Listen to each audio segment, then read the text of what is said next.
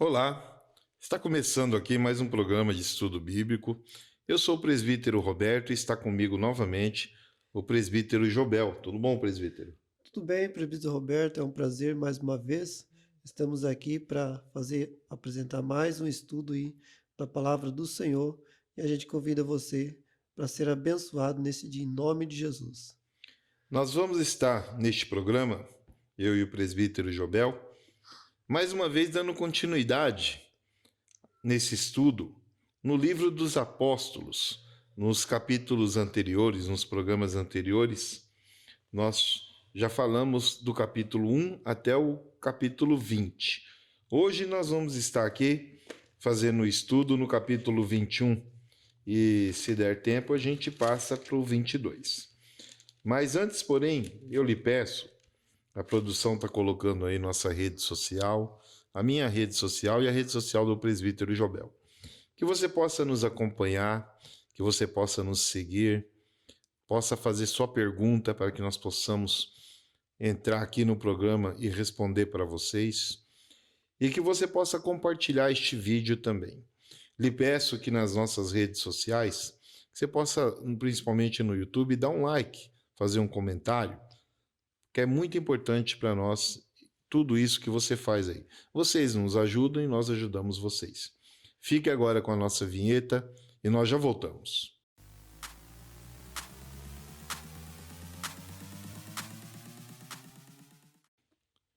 Vamos estar lendo então Atos dos Apóstolos, capítulo 21.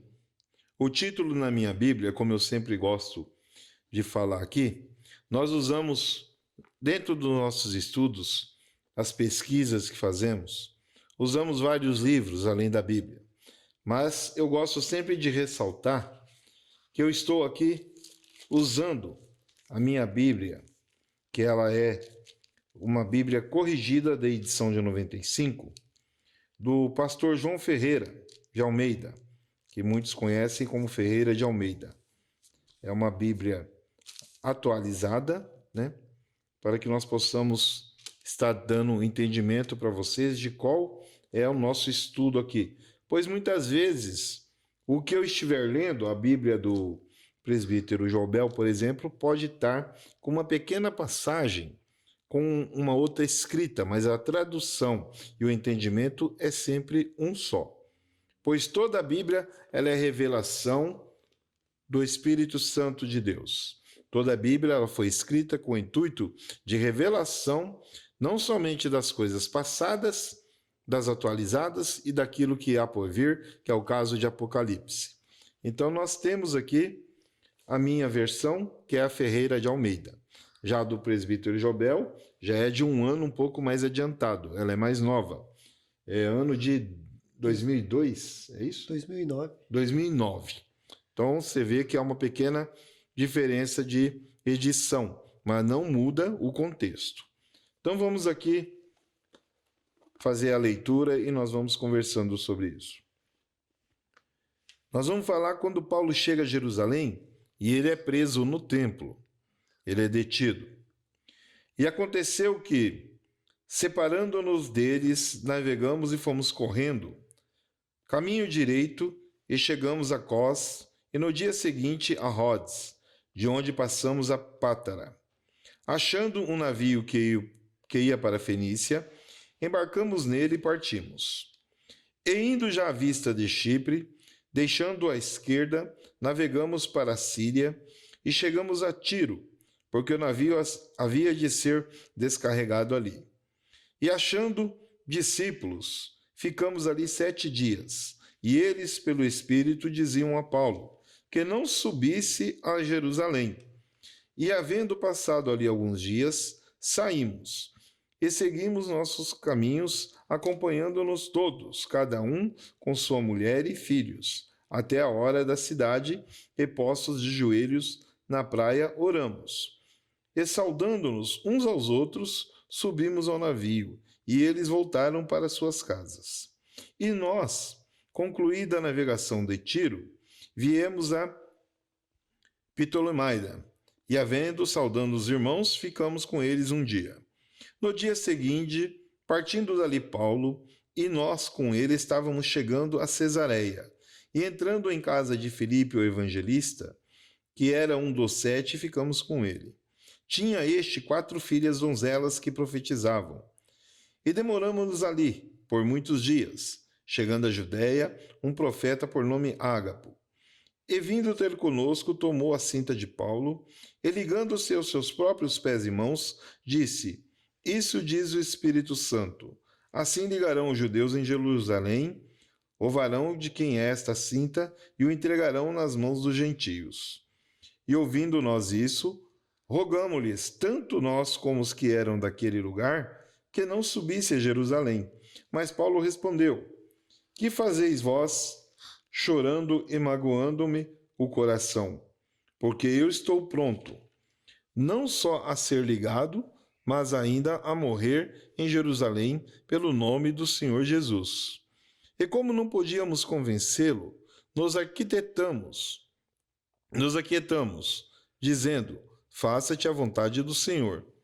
Depois daquele dia, havendo feito os nossos preparativos, subimos a Jerusalém, e foram também conosco alguns discípulos de Cesareia, levando consigo um certo Mnason, natural de Chipre, discípulo antigo com quem havíamos de hospedar-nos. E logo que chegamos a Jerusalém, os irmãos nos receberam de muita boa vontade.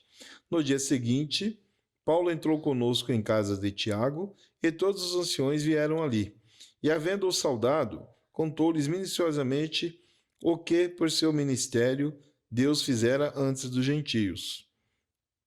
E ouvindo eles, glorificavam o Senhor. E disseram-lhe: Bem vês, irmão, quando milhares de judeus há que creem, e todos nós zelosos da vida, e já acerca de ti foram informados, de que ensina todos os judeus que estão entre os gentios. E apartaram-se de Moisés, dizendo que não devem circuncidar os filhos, nem andar segundo o costume da lei. Que faremos, pois, em todo caso? É necessário que a multidão se ajunte, porque todos terão ouvidos que já és vindo. Faze, pois, isso que te dizemos. Te demos 4 varões que fizeram voto. Toma este contigo e santifica. Com ele faze por ele os gastos, para que raspem a cabeça, e todos ficarão sabendo que nada há daquilo que foram informados acerca de ti. Mas que também tu mesmo andas guardando a lei.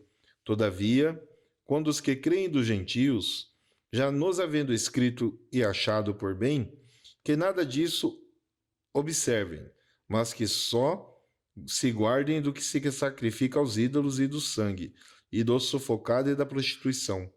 Então Paulo, tomando consigo aqueles varões, entrou no dia seguinte no templo, já santificado com eles, anunciando serem já cumpridos os dias da purificação, e ficou ali até se oferecer em favor de cada um deles a oferta. Quando os 7 dias estavam quase a terminar, os judeus da Ásia, vendo-o no templo, alvoroçaram todo o povo e lançaram mão dele, clamando: Varões israelitas, acude! Este é o homem que por todas as partes ensina a todos, contra o povo e contra a lei, e contra este lugar, e demais disso introduziu também no templo os gregos, e profanou este santo lugar. Porque também, visto com ele na cidade, a Trófimo de Éfaso, o qual pensavam que Paulo introduzira no templo, e alvoroçou-se toda a cidade. E houve grande concurso do povo. E pegando de Paulo, o arrastaram para fora do templo, e logo as portas fecharam. E procurando eles matá-lo, chegou ao tribuno da corte o aviso de que Jerusalém estava toda em confusão. E este, tomando logo consigo os soldados e centuriões, correu para eles. E quando viram o tribuno e os soldados, cessaram de ferir a Paulo. Então, aproximando-se o tribuno, prendeu e mandou atar com 2 cadeias. Ele perguntou quem era e o que tinha feito. E na multidão uns chamavam de uma maneira, outros de outra. Mas, como nada podia saber ao certo, por causa do alvoroço, mandou conduzi-lo para a fortaleza.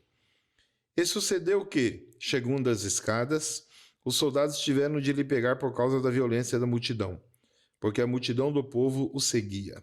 Chamando-o, mata-o.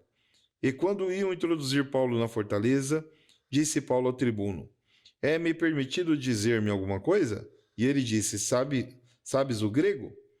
Não. És tu, porventura, aquele egípcio que antes desses dias fez uma sedição e levou no deserto 4.000 salteadores? Mas Paulo lhe disse: Na verdade, eu sou um homem judeu, cidadão de Tarso, cidade não pouco célebre na Cilícia. Rogo-te, porém, que me permitas falar ao povo.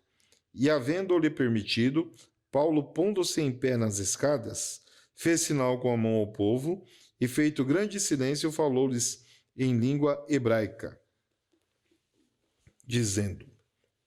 Bom, então nós vemos aqui que é uma leitura longa, ela tem 40 versículos, né? E toda essa passagem ela continua ainda no versículo 22. E nós vemos aqui que tudo começa a acontecer, presbítero Jobel, já com avisos dos amigos de Paulo que estavam tramando contra ele, né?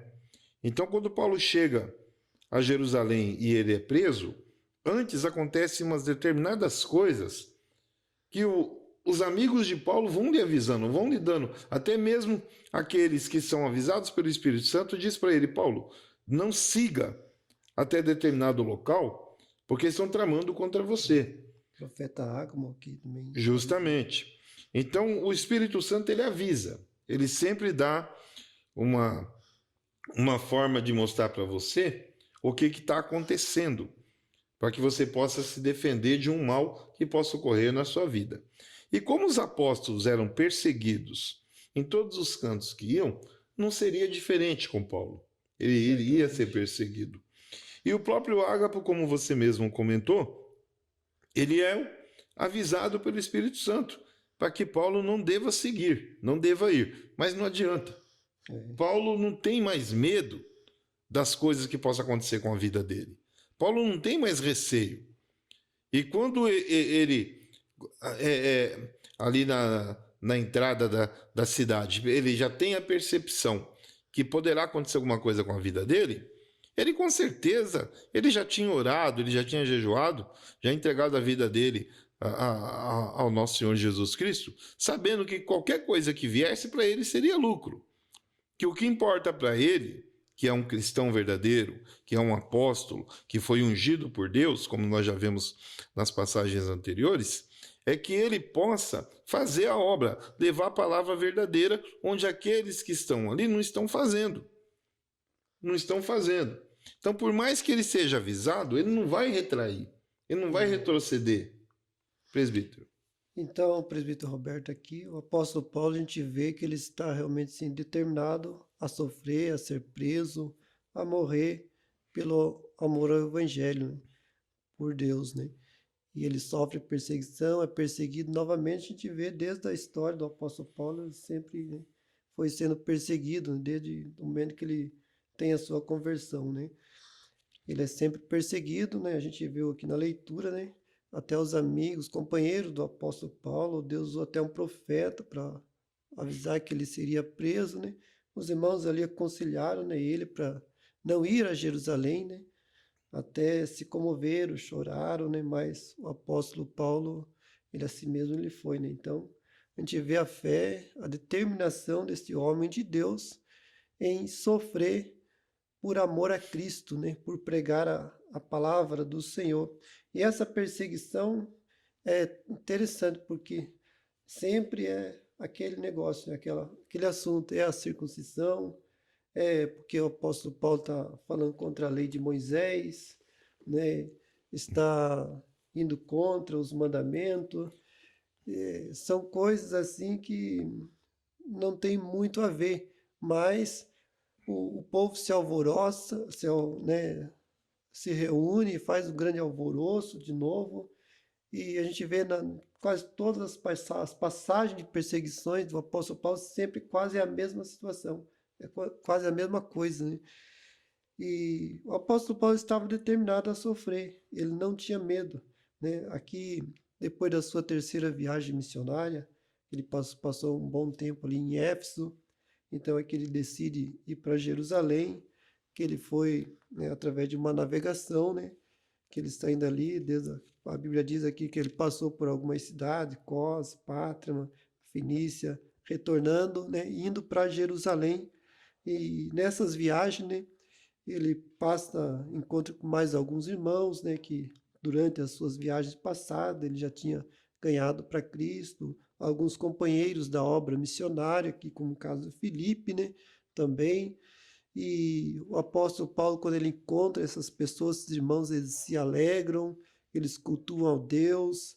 E antes de ele continuar, prosseguir a sua viagem de uma das cidades aqui que ele chegou, os irmãos foram até o barco, né, a navegação que ele ia pegar para ir até Jerusalém, para continuar a sua viagem. Eles oraram na praia junto, né? Certamente, né, Deus ali visitou grandemente. Eu creio que foi um mover do Espírito Santo de Deus. Os irmãos ali choraram, se alegraram, se abraçaram e se despediram do apóstolo Paulo, né? E o apóstolo Paulo continuou a sua viagem, né? Seguindo, chegando lá em Jerusalém, né? E acontece todo esse alvoroço, né? Dizendo que ele estava trazendo mentiras, tirando o povo da lei de Moisés, pregando os contrários, segundo os costumes judaicos, né? E tentando incriminá-lo, levar ele preso, prender, e a gente vê uma grande confusão, né? E aí vai até o comandante ele fica até sem saber por causa do grande alvoroço, porque um tanto de gente gritava uma coisa, outros gritavam outra coisa, né? Que o comandante, né, às vezes não queria nem tomar a decisão, mas como ele era o comandante, tinha que tomar certas decisões, né? E o apóstolo Paulo, ele pede para falar diante da multidão, dizendo ali que ele é um judeu, né? No outro capítulo, mais para frente, a gente vai ver, ele vai contar toda a sua história, a sua conversão, né? O povo se cala, mas mesmo assim, lá no outro capítulo, ele vai ser preso, né? Depois ele vai ser solto.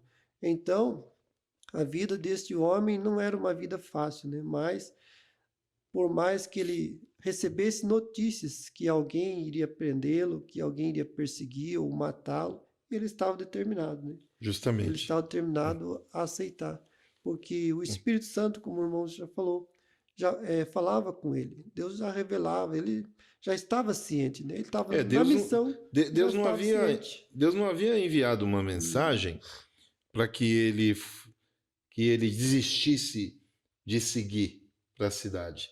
Deus apenas o alertou do que ele iria passar, do que ele iria sofrer, né? Exatamente. Deus sempre estava alertando, olha, você vai passar por isso, pessoas vão prender, outros vão perseguir, vão se opor à sua pregação, né? Uhum. Mas ele tinha que cumprir a sua missão. E Deus era com este homem, né? Assim como nos nossos tempos também, né? A gente não pode desanimar. Se o apóstolo Paulo, que enfrentou a morte, né? Ele foi vencedor, venceu esta batalha, foi fiel até o fim, né? E nós, né, temos aqui um grande exemplo, um grande modelo para a gente seguir. Às vezes nós aqui, por pouca coisa, né, por nada praticamente, queremos parar. Mas se Deus nos chamou para esta missão, a gente tem que prosseguir com amor, né, para salvar vidas, para levar a mensagem do Senhor Jesus, mesmo que encontre oposições, perseguições, porque é Deus que nos dá a vitória. Deus é que nos dá a saída, é Deus que nos Justamente. dá a direção de toda a situação. Justamente. Eu só quero deixar aqui, antes da gente concluir esse primeiro bloco, falar um pouquinho aqui do versículo 8, 9, o 10 e o 11, onde fala de profetas, que quando Paulo chega até a cidade de Cesareia, ele entra na casa ali do evangelista Felipe, Felipe. e Felipe tem umas filhas, que são 4, tá falando aqui, são filhas que profetizavam. E naquela época não era comum chamar mulheres, donzelas novas, mas de idade, senhoras, de profetas. Sintetizavam apenas, nomeavam apenas os homens como profeta. Então, no caso ali, elas eram profetisas, profetizavam em nome do Senhor Jesus, profetizavam pelo Espírito Santo, por serem filhas de Felipe, o evangelista, mas esse título de profetisa não era condecorado a elas, não era uma coisa normal de se acontecer. E Não. logo em seguida vem Ágapo, e Ágapo acaba profetizando na vida dele, usando ali alguns utensílios das É cinto, vestimentas, né? né? O Das cinto de Paulo. vestimentas de Paulo para falar o que iria acontecer com ele, que o povo iria persegui-lo, iria prendê-lo. Isso. Então, foi uma profecia. Está terminando aqui, presbítero Jobel, nosso primeiro bloco, e eu peço para você, não saia daí, fica com os nossos parceiros e nós já voltaremos.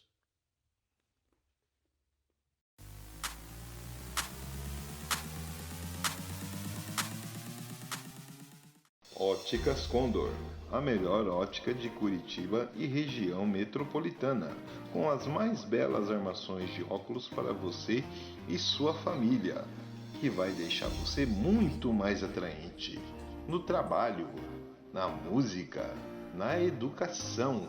Está também na leitura Ótica Condor, para que você possa a cada dia mais ficar muito mais atraente. Shopping Green Tower, Rua Emiliano Perneta 288, Loja 9, Centro, Curitiba, Paraná. Telefone 32231887.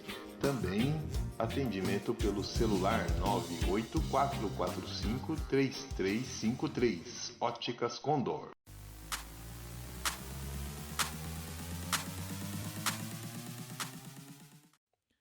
Voltamos então com o segundo bloco do programa de estudo bíblico e nós falamos aqui sobre Paulo quando ele chega a Jerusalém e é preso. Lemos aqui o capítulo 21 no primeiro bloco e agora nós vamos aqui dar uma sequência no número 22, porque quando Paulo ele é preso, ele pede a palavra ao centurião Comandante.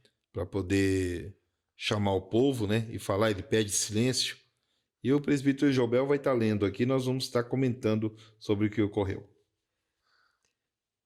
Lendo aqui, então, o versículo 1, capítulo 22, né?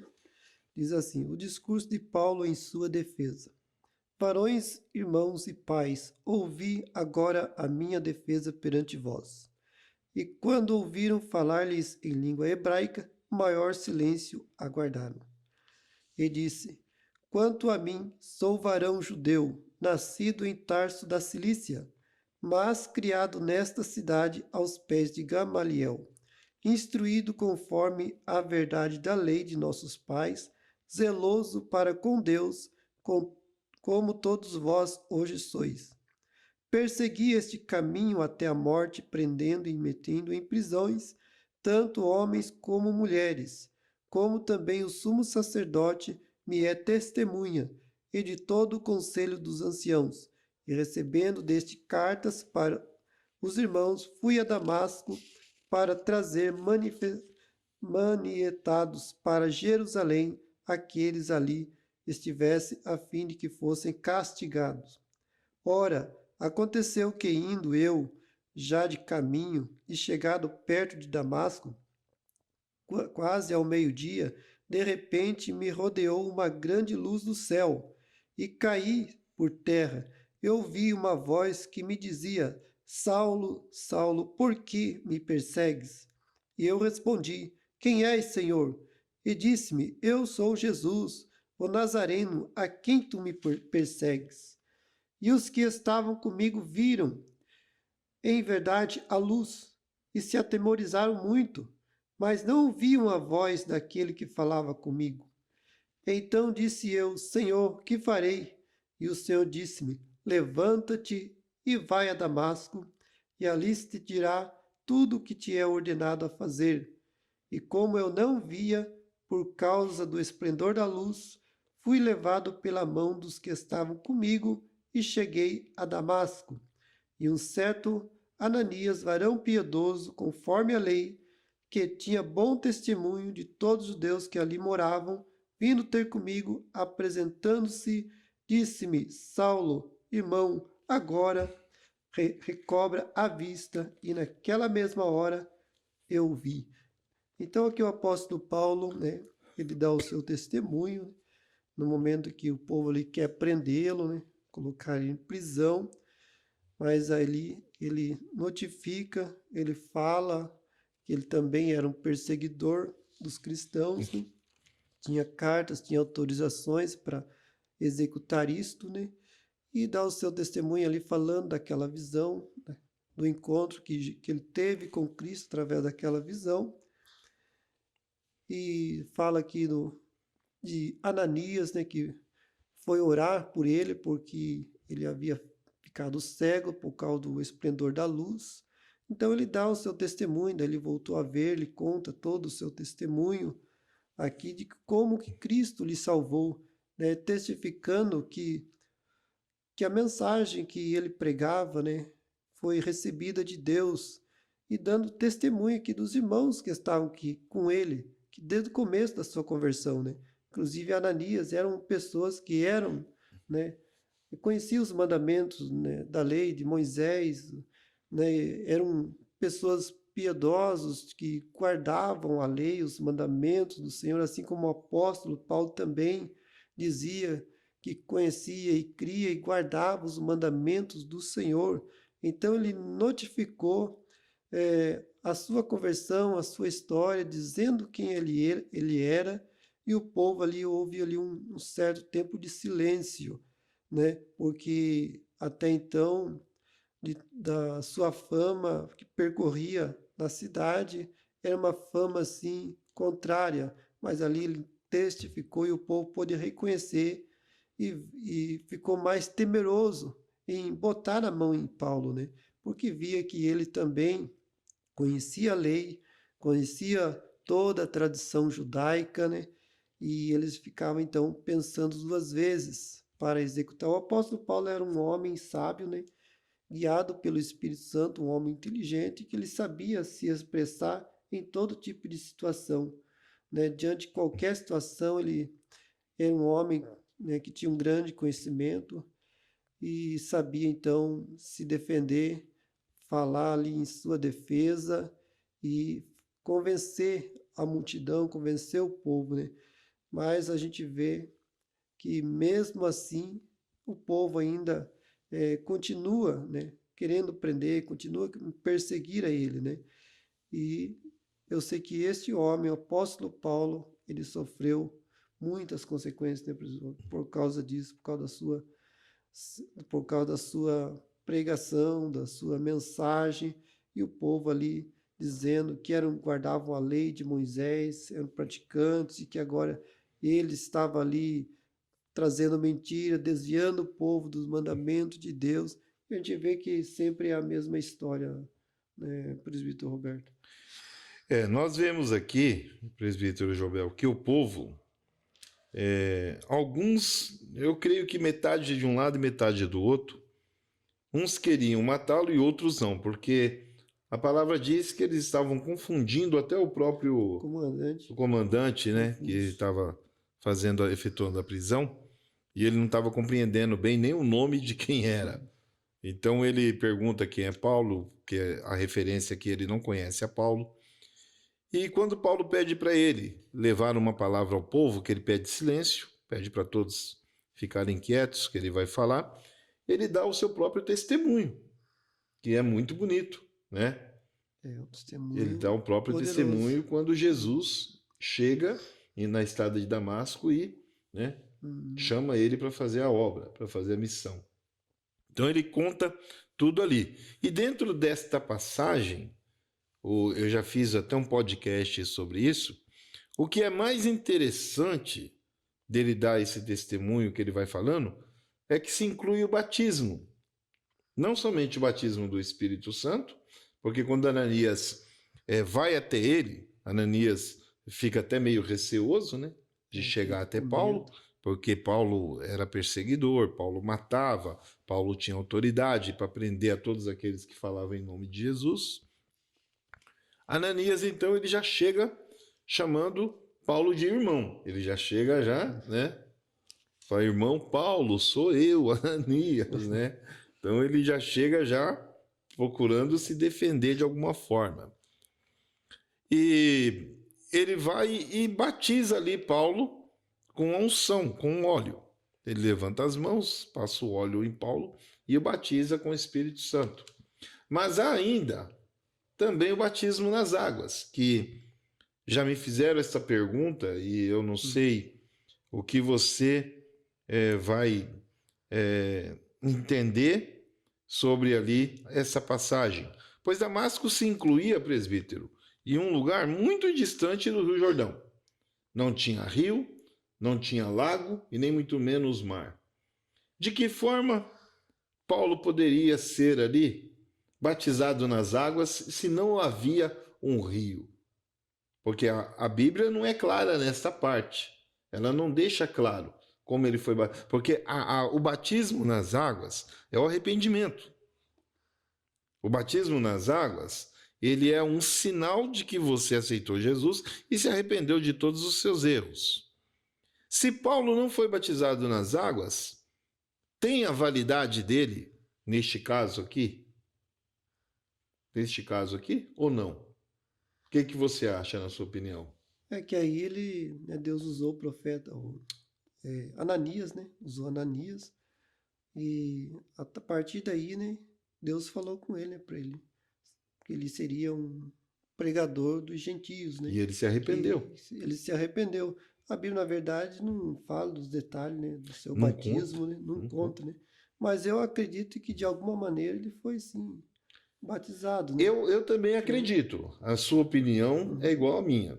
Porque ele pode, numa outra situação, com as suas caminhadas, depois de ele estar enxergando, de Ananias ter feito o batismo nele, a unção do Espírito Santo ali com as mãos, colocado óleo, nas suas andanças, ele pode ter sim Pode. sido batizado nas águas por uma outra pessoa que estivesse com ele, no caso, que nós vemos que pode acontecer dentro da igreja. Eu vou dar um exemplo aqui na questão de a unção do óleo para levantar no cargo, o que pode ter acontecido com Paulo. Eu e o presbítero Jobel estamos aqui no nosso ministério, mas nós não somos pastores, fomos levantados por Deus como pastores. Mas para ser ungido como pastor, se nós não temos ninguém com um cargo maior do que o nosso, para me ungir como pastor e ungir o presbítero Jobel, o que vai acontecer? Ele como presbítero e eu como presbítero, nós podemos ungir o outro. Então, no caso, o presbítero Jobel vai usar a autoridade que Deus deu a ele para me ungir como pastor, e após essa unção do presbítero Jobel sobre a minha vida, eu como pastor vou ungir ele como pastor. O que pode ter acontecido com Paulo nas suas caminhadas foi isso. Ele estava com um desses seus companheiros, pode ter sido Tiquito, pode ter sido Timóteo, pode ter sido o próprio Marcos, pode ter sido qualquer um desses. Claro que a Bíblia não fala isso. Não há nenhuma passagem, teologicamente falando, que possa se avaliar e dizer isso que eu estou falando. Isso é só uma conjectura que eu estou fazendo aqui dentro do estudo. Estamos conjecturando, é uma opinião minha sobre essa questão. Você pode fazer seu comentário depois e dizer se você concorda ou não, fica tranquilo. Mas Paulo está caminhando junto ali com um desses seus cooperadores e batiza eles na água, porque ele sabe que há necessidade de ser batizado nas águas os companheiros que estão com ele. E ele batiza um desses. Automaticamente, um desses aí, ele pede para batizá-lo. É perfeitamente correto isso. É necessário ser feito e Paulo sabe disso. Então ele faz esse tipo de batismo. Pode ter ocorrido e não foi relatado. Mas quem vai saber disso? Se não foi escrito em nenhum pergaminho, não foi escrito em nenhuma escritura, não foi encontrado nada que possa ter a veracidade sobre isso. Não temos, mas podemos conjecturar e imaginar que houve esse batismo. Nós podemos, porque há necessidade do batismo nas águas. Dentro do nosso ministério, nós temos ali esse momento de batismo com a criança a partir dos 12 anos. Quando a criança completa 12 anos, ela já pode, se ela quiser, ser batizada. Abaixo disso, não. E o que nós vemos aqui é isso, que essa parte importante da Bíblia aqui que é falada aqui, desse testemunho, ele comenta sobre essa parte do batismo. Presbítero Jobel, continua, por favor. Continuando aqui no versículo 13, né? Diz aqui, vindo ter comigo e apresentando-se, disse-me, Saulo, Saulo, recobra a vista, e naquela mesma hora e vi. E ele disse, o Deus de nossos pais de antemão te designou para que conheças a sua vontade e vejas aquele justo, e ouças a voz da sua boca. Porque hás de ser sua testemunha para com todos os homens do que tens visto e ouvido. E agora, por que te detens? Levanta-te, batiza-te e lava os teus pecados, invocando o nome do Senhor. E aconteceu que, tornando eu para Jerusalém, quando orava no templo, fui arrebatado para fora de mim, e vi aquele que me dizia, dá-te depressa e sai apressadamente de Jerusalém, porque não receberão o seu testemunho acerca de mim. E eu disse, Senhor, eles bem sabem que eu lançava na prisão e açoitava nas sinagogas os que criam em ti. E quando o sangue de Estevão, tua testemunha, se derramava, também eu estava presente e consentia na sua morte e guardava as vestes dos que o matavam. E disse-me, vai, porque hei de te enviar aos gentios de longe. E ouviram-no até esta palavra e levantaram a voz, dizendo, tira da terra um tal homem, porque não convém que viva. E clamando eles, arrojando de si as vestes, lançando pó para o ar. O tribuno mandou que o levassem para a fortaleza, dizendo que o examinassem com açoites, para saber por que causa assim clamavam contra ele. E quando o estavam atando com correias, disse Paulo ao centurião, porque ali estava, é vós lícito açoitar um romano, sem ser condenado? E ouvindo isto, o centurião foi e anunciou ao tribuno, dizendo, vê o que vais fazer, porque este homem é romano. E vindo o tribuno, disse-lhe, dize-me, és tu romano? E ele disse, sim. E respondeu o tribuno, eu com grande soma de dinheiro alcancei este direito de cidadão. Paulo disse, mas eu sou de nascimento. E logo dele se apartaram os que haviam de examinar, e até o tribuno teve temor, quando soube que era romano, visto que o tinha ligado. Então a gente vê aqui, o presbítero Roberto, que quando ele fala, né, que ele era também cidadão romano, ele é solto, né? E até mesmo aqui o tribuno fica até confuso, porque o tribuno aqui disse a Paulo que ele tinha a cidadania romana também, e que para ele conseguir aquela cidadania, né, custou muito, né? Custou dinheiro. E Paulo já era de nascença, né? Ele estava em dúvida, né, querendo saber como que Paulo tinha conseguido, né, a cidadania romana, né? Mas aí ele disse, não, eu sou já de nascença, né? Justamente. Aí o povo que estava querendo prender, açoitar ele ali, desistiram, abandonaram, cada um foram embora né, para suas casas, o comandante ali também abriu mão, né? Então, a gente vê aí como Deus trabalha, né? Justamente. Através deste homem, né? E como eu havia falado aqui sobre a questão do batismo de Paulo nas águas, a resposta está aqui nesse versículo Tá aqui abaixo, né? nos versículos. Está no versículo abaixo, porque no 16, quando ele está falando, né, sobre o testemunho que havia acontecido, ele faz aqui o que Ananias havia falado para ele, que ele disse assim, a partir do 16 ele diz, e agora, por que te detens? Levanta-te e batiza-te e lava teus pecados, invocando o nome do Senhor. Então, quando ele fala que Paulo tem que se levantar, quando Ananias se refere a Paulo dessa forma. Que Paulo está ajoelhado na frente dele, ele faz ali a unção do óleo para batizar Paulo com óleo, ele unge Paulo e fala, agora você se levanta, já que você está enxergando, e não fique detido. Vá até onde você estiver fazendo suas caminhadas, encontre um rio e batiza nas águas. Então já está respondido aqui aquilo que nós estávamos conversando. Está terminando aqui o nosso segundo bloco. Fique aí com os nossos cooperadores e nós já voltamos.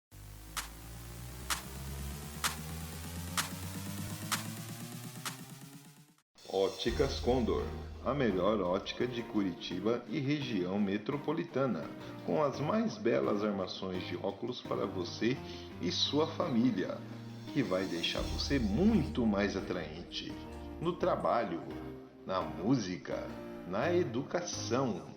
Está também na leitura Ótica Condor, para que você possa a cada dia mais ficar muito mais atraente.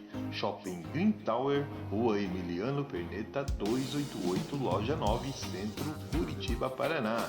Telefone 32231887. Também atendimento pelo celular 984453353. Óticas Condor.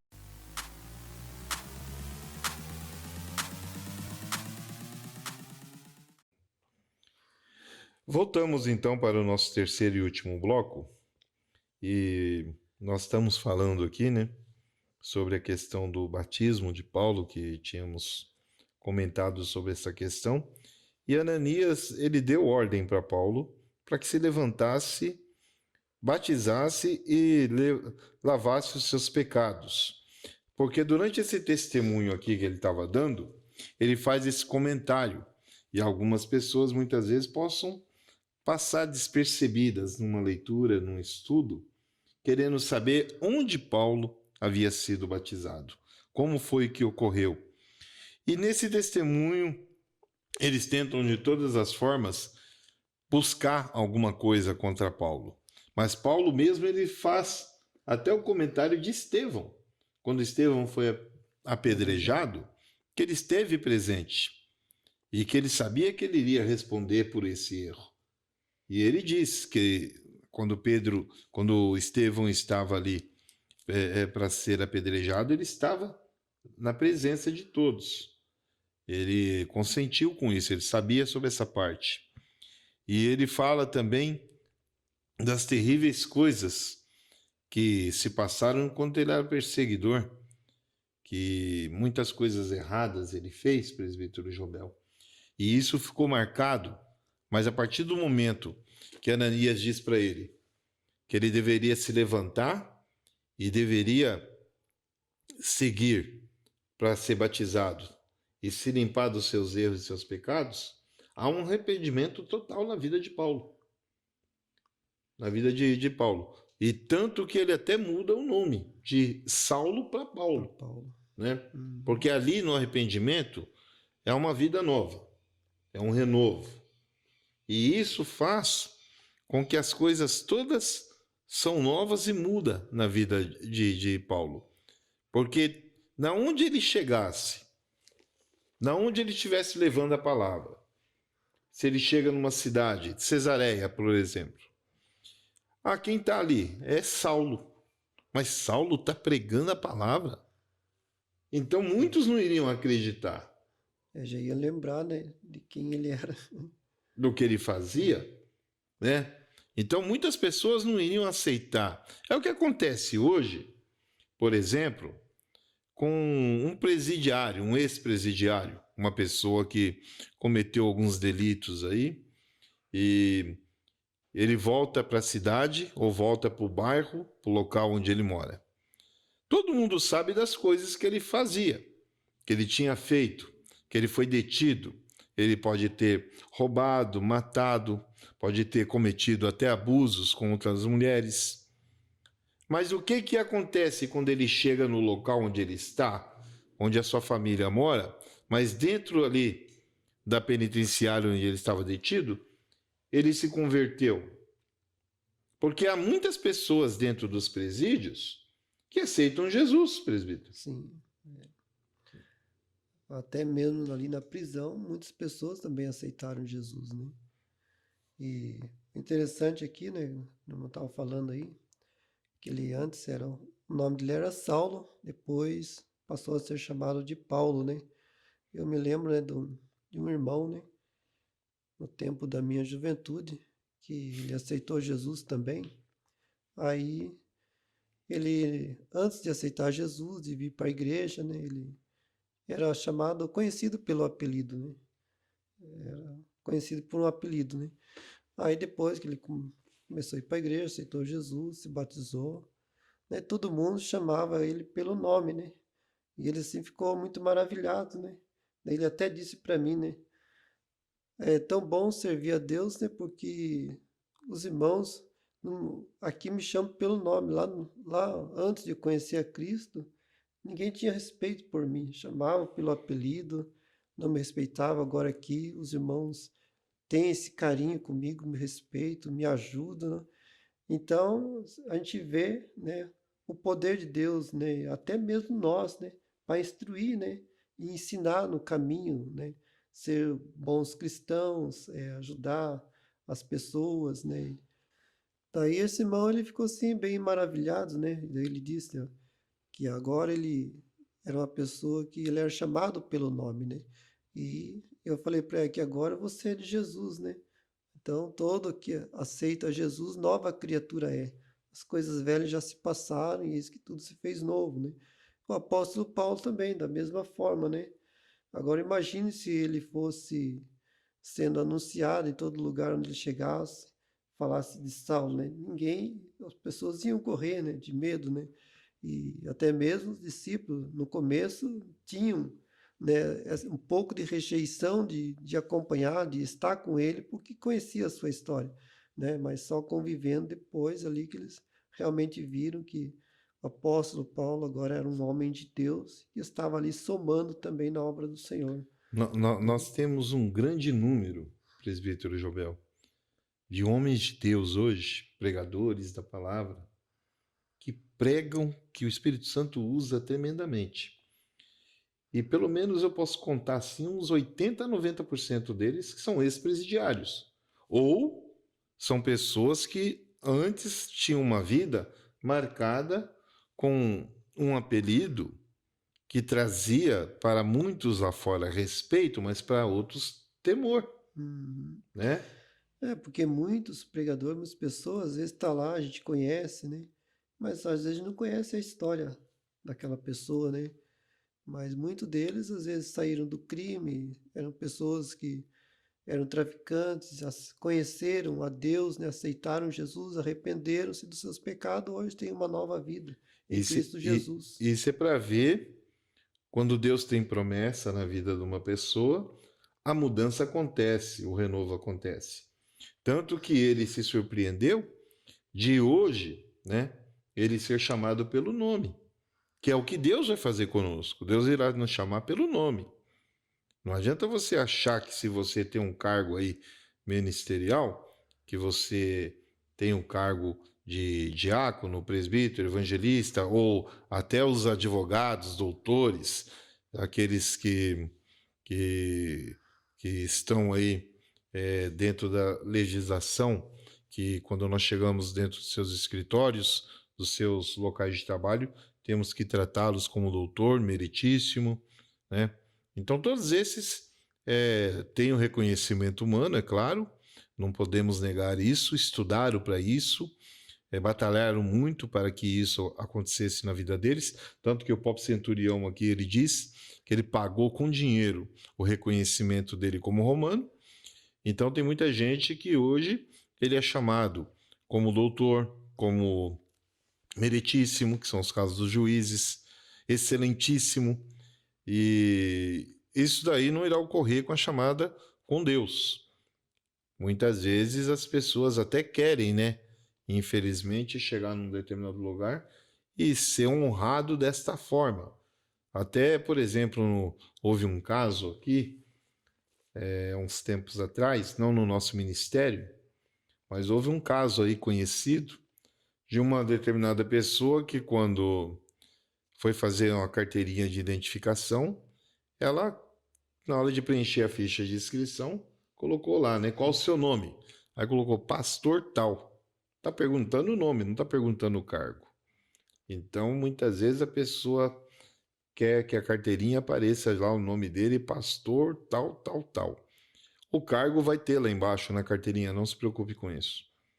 Se você foi ungido como pastor, você será sempre pastor. Não precisa dizer que você é pastor. Não precisa. Todo mundo sabe. Mas a passagem aqui de Paulo, ela é um testemunho, como esse rapaz te falou, É um testemunho, né? né?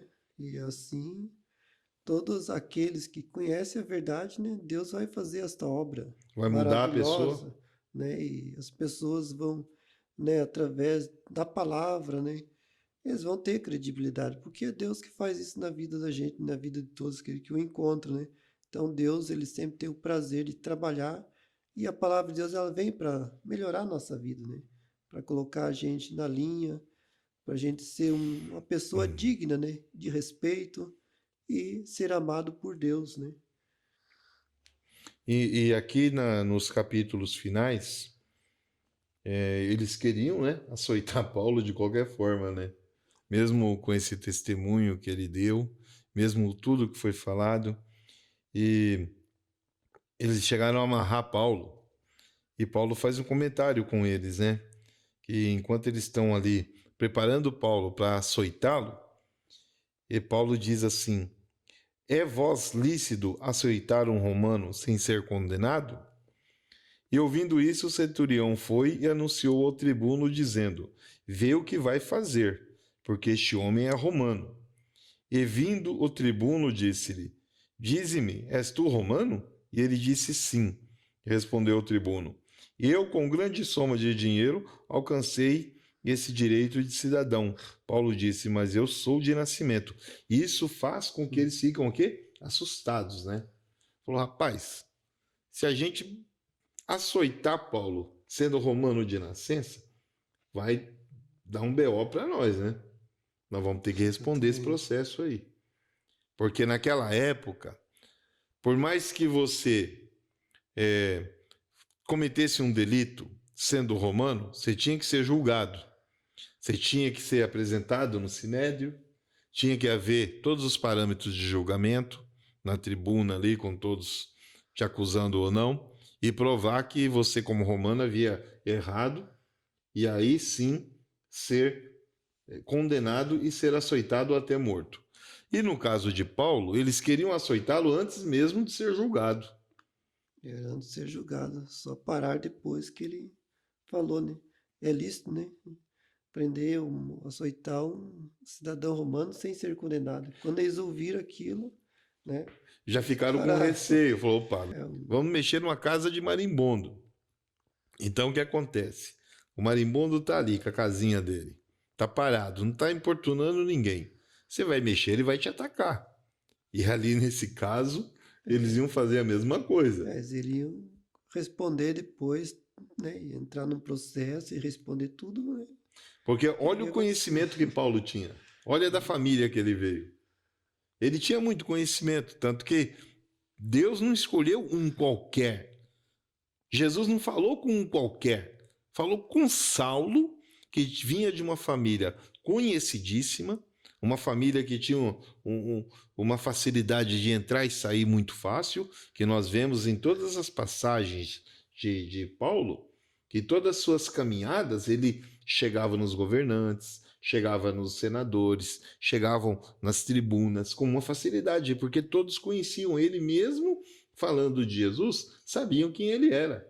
E sendo romano, então, a carteirinha de visita dele ficava mais forte É, ainda, exatamente, né?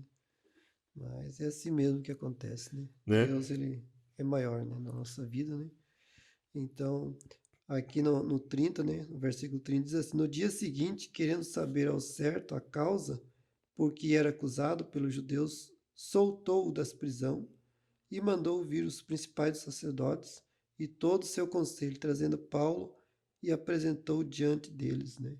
Então a gente vê aí, eh, aqui o tribuno, os comandantes, né? Eles mudaram de ideia, foram lá e soltaram, Desistiram. desistiram, né? Desistiram de açoitar Paulo. Os principais sacerdotes chegaram, né?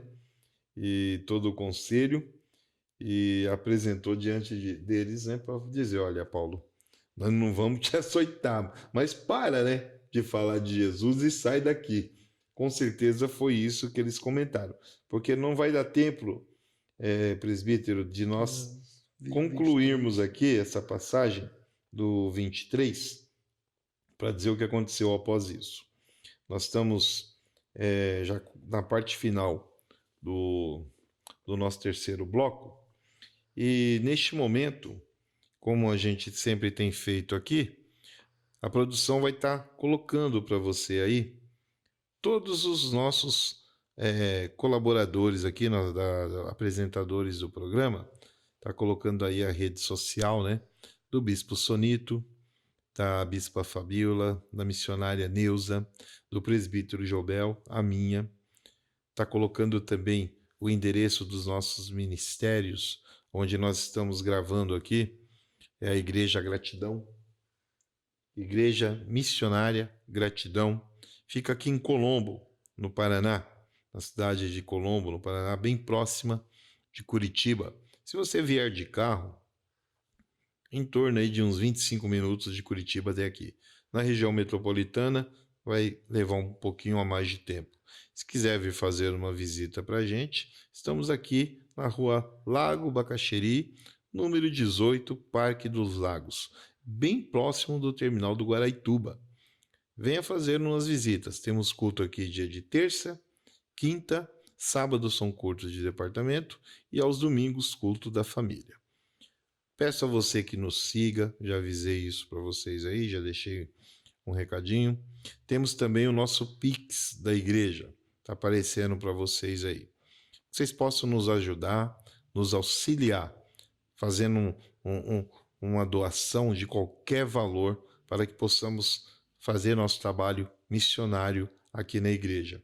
Nós levamos alguns marmitex. Então nós temos aqui, nessa semana, nosso trabalho para entregar esses marmitex. Estaremos levando aí na sexta-feira 10 marmitas. Nessa semana estaremos levando um pouco menos, mas estaremos ainda assim levando alguma coisinha para algumas pessoas que moram nas ruas aí.